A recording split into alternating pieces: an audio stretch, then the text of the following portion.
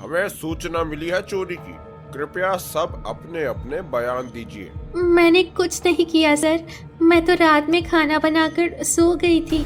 हुआ क्या होगा राम प्रसाद जी, घर में चोर घुस आया है और मुझे तो साफ साफ दिख रहा है ये किसी अंदर वाले का ही काम है। पापा, घर में कौन रहता है दिन रात? वही राधा। क्या कह रही हो नेहा? और कौन हो सकता है?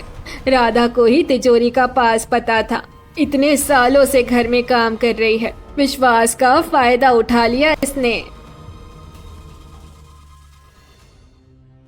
राधा की दुनिया।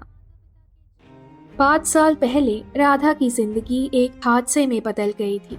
माता पिता के जाने के बाद वो और उसका छोटा भाई गणेश एक दूसरे का सहारा बन गए।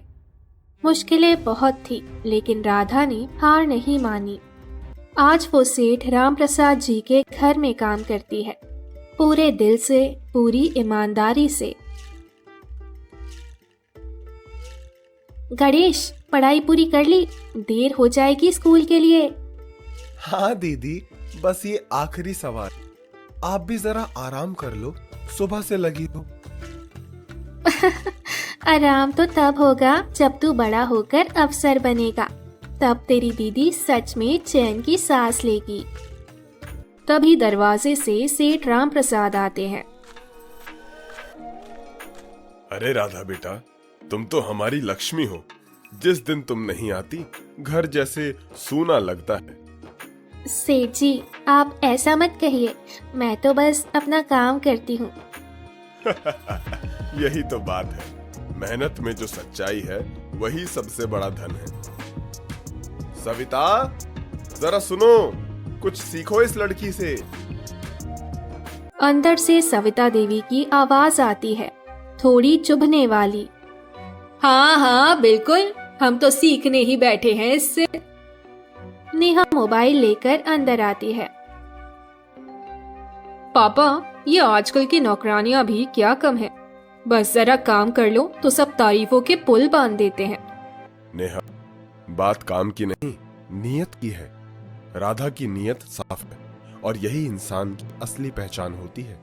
नेहा और सविता देवी एक दूसरे को देखते हैं। हल्की नाराजगी झलकती है। सेठ जी, मैं जरा रसोई में चली जाऊं? दोपहर का खाना बनाना है। हाँ बेटा, जा। और गणेश, स्कूल के लिए देर मत करना। जी सेठ जी।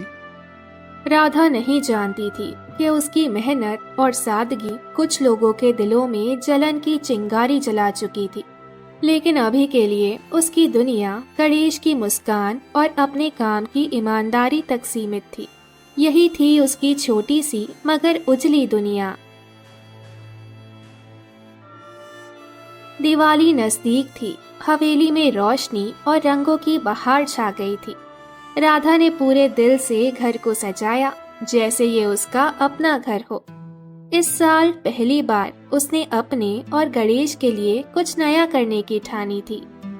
इस बार तो गणेश को नए कपड़े जरूर दिलाऊंगी और अपने लिए भी एक साड़ी। माँ होती तो कितनी खुश होती ना हमें यूं तैयार देखकर। दीदी, ये झालर तो टेढ़ी लग रही है, मैं सीधी कर दूं? तू सीधा करेगा या और बिगाड़ देगा? चल, कुर्सी पकड़, मैं ऊपर से ठीक कर दूंगी। दोनों मिलकर झालर सीधी करते हैं। दीदी, इस बार तो पूरा घर चमक जाएगा, लेकिन तुम उससे भी ज्यादा चमकोगी। बस तू खुश रहे, वही मेरी दिवाली है। तभी सविता देवी की आवाज गूंजती है, थोड़ा तीखा स्वर। राधा, ये मिठाइयाँ देखी हैं? ध्यान रखना, नेहा के दोस्त आने वाले हैं। सब कुछ परफेक्ट होना चाहिए। जी मालकिन, सब कुछ तैयार है, बस दिए लगाने बाकी है।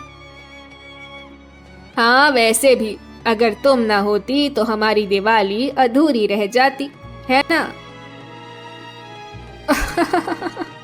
सच में माँ, ये राधा तो अब घर की लक्ष्मी बन गई है। राधा चुप रहकर मुस्कुराती है, जवाब नहीं देती।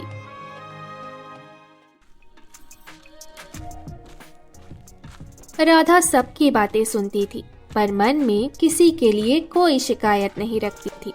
उसका सारा ध्यान अपने भाई और अपने कर्तव्य में था। उसे क्या पता था, आने वाली दिवाली सिर्फ दियों की नहीं, उसकी जिंदगी की सबसे बड़ी परीक्षा लेकर आने वाली थी।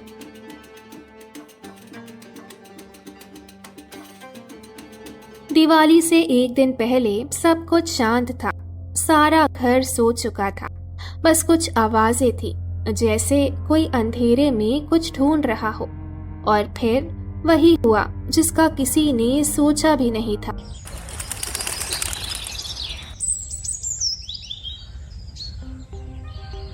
सुबह होते ही हलचल मच जाती है।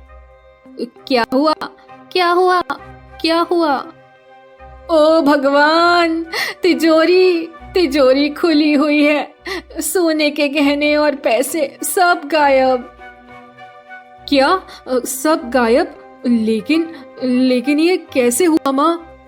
सेठ राम प्रसाद जल्दी से कमरे में आते हैं। क्या हुआ सविता? ये शोर शराबा क्यों है? हुआ क्या होगा राम प्रसाद जी, घर में चोर घुस आया है और मुझे तो साफ साफ दिख रहा है ये किसी अंदर वाले का ही काम है। पापा, घर में कौन रहता है दिन रात? वही राधा। क्या कह रही हो नेहा? और कौन हो सकता है? राधा को ही तिजोरी का पास पता था। इतने सालों से घर में काम कर रही है, विश्वास का फायदा उठा लिया इसने। अरे वही होगी। क्या बात है? सेठ जी, मुझ पर विश्वास कीजिए, मैंने कुछ नहीं किया। आप चाहे तो मेरे कमरे की तलाशी ले लीजिए। हमें तलाशी की जरूरत नहीं है राधा, सच तो तुम्हारे चेहरे पर लिखा है। राधा, तुम जानती हो हमने हमेशा तुम पर भरोसा किया है, लेकिन ये मामला बड़ा है, पुलिस को बुलाना पड़ेगा। हमें सूचना मिली है चोरी की। कृपया सब अपने अपने बयान दीजिए। मैंने कुछ नहीं किया सर, मैं तो रात में खाना बनाकर सो गई थी। ठीक है, कोई सबूत नहीं मिला है, पर अगली बार कुछ गलत हुआ तो सीधे थाने ले जाऊंगा। राधा की आंखों से आंसू रुक नहीं रहे थे। उसका दिल टूटा नहीं था, बिखर गया था। जिन पर उसने सबसे ज्यादा भरोसा किया था, वही अब उस पर शक कर रहे थे। पर तभी एक छोटी सी आवाज ने उस अंधेरे में उम्मीद की किरण जला दी। गणेश आगे आता है, आंखों में गुस्सा और आंसू दोनों हैं। दीदी, तुम मत रो, मैं कसम खाता हूँ, मैं सच्चाई सबके सामने लाऊंगा। गणेश, कुछ मत कर, लोगों को जो सोचना है सोचने दे। नहीं दीदी, इस बार दिया मैं जलाऊंगा, अंधेरा नहीं जीतने दूंगा। अंधेरा घना था, लेकिन उस छोटे लड़के के इरादे में रोशनी थी।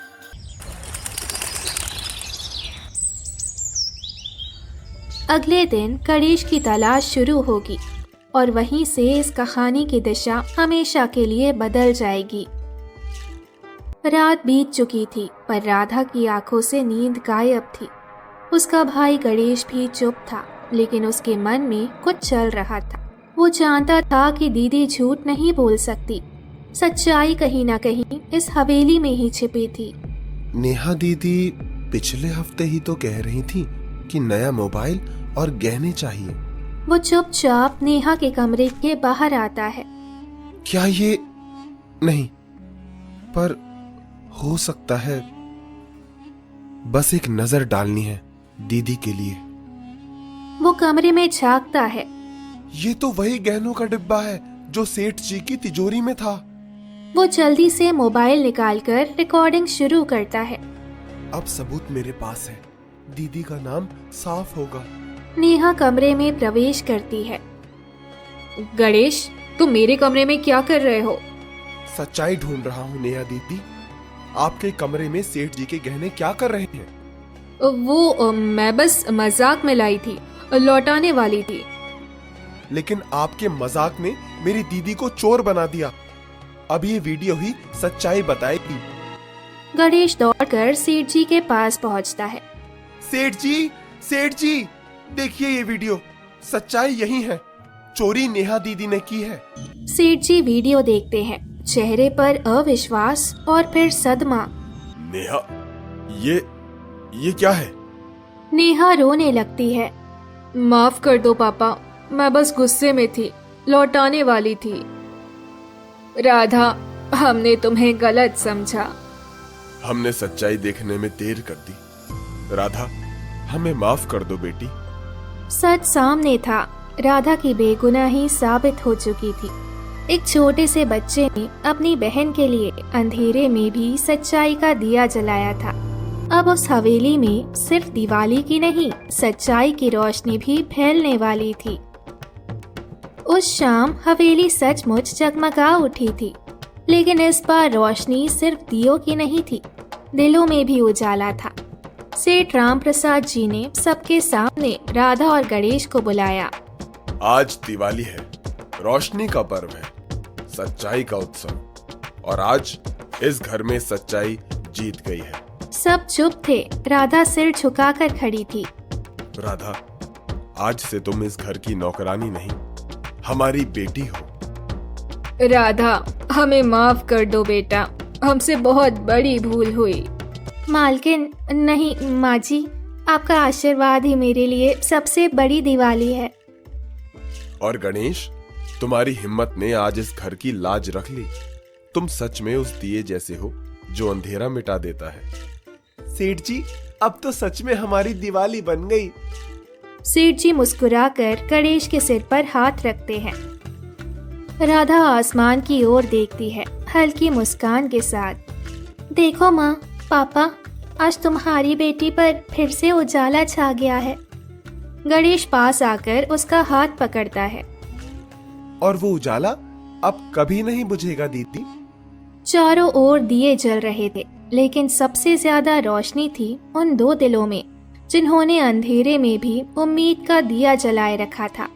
यही थी राधा और गणेश की सच्ची दिवाली। रात पूरी तरह जगमगा उठी थी। हर कोने में रोशनी थी, हर चेहरे पर मुस्कान। लेकिन उस छत पर दो मासूम दिलों की खुशी सबसे अलग थी, क्योंकि आज उन्होंने सीखा था कि सच्चाई का दिया कभी नहीं बुझता। दीदी, अब सब ठीक है ना? अब कोई तुम पर शक नहीं करेगा? हाँ गणेश, अब डर नहीं लगता। दिवाली सिर्फ पटाखों की नहीं होती, सच्चाई जब जीतती है तभी असली रोशनी फैलती है। और वो रोशनी हमारी है दीदी। दोनों ऊपर देखते हैं, आंखों में चमक होती है। माँ पापा देख रहे होंगे ना हमें? जरूर दीदी, वो भी खुश होंगे, क्योंकि आज उनके बच्चों ने हार नहीं मानी। और यूं उस रात सिर्फ आसमान नहीं चमका, बल्कि दो अनाथ बच्चों की जिंदगी भी जगमगा उठी। दिवाली के उस उजाले ने सबको सिखाया कि सच्चाई देर से जीतती है, पर हमेशा जीतती है।